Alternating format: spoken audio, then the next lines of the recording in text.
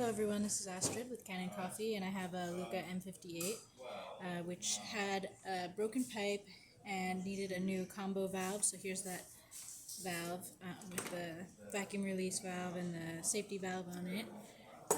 This is the pipe that was attached to that valve.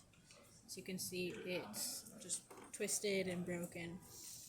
So I replaced both of those. The machine is all running perfectly fine now. I'm just gonna show you the hot water, the steam, the brew water. The customer did not provide a portafilter, so I won't be pulling a shot. I'm just gonna show you that the machine is working. So there we have steam, hot water, and there's that. Alright, if you like this video, please subscribe to the channel and hit the like button. Thanks for watching.